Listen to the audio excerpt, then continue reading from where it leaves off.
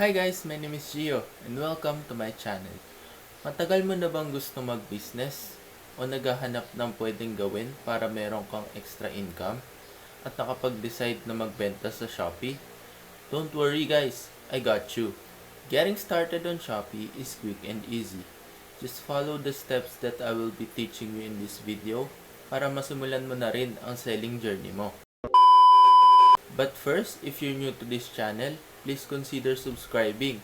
Libre lang naman yan guys, kaya keme. Anyway, ngayon nakapag-decide ka na that you want to put up an online store through Shopee, it's now time para i-set up na ang iyong shop. First step, if you're using your mobile phone, syempre dapat mo muna i-download yung Shopee app. And if naka-PC ka naman or naka-laptop, pumunta ka sa Shopee website which is shoppe.ph. For the next step, we have to sign up and make an account. If you're using the app, go to Me tab and select sign up.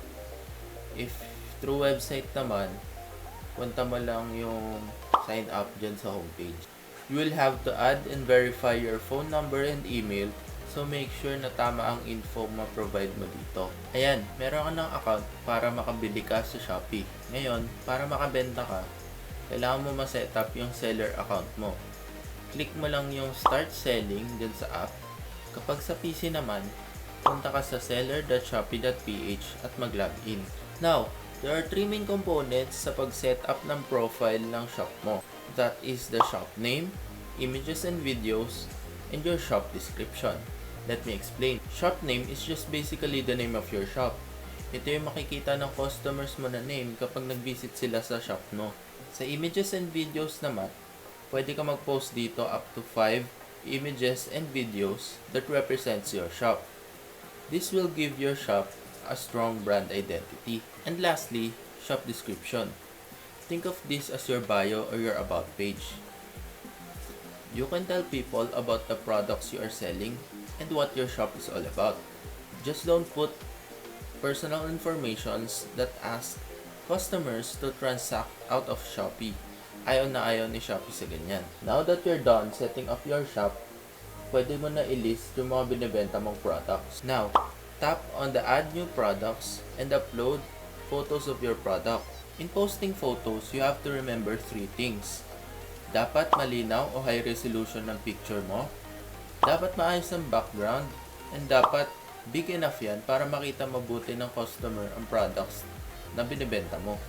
Because remember, hindi nila nahahawakan yung products. Nagbabase lang sila sa pictures na i-upload mo. Kaya make sure maayos to para magkaroon ka rin ng benta.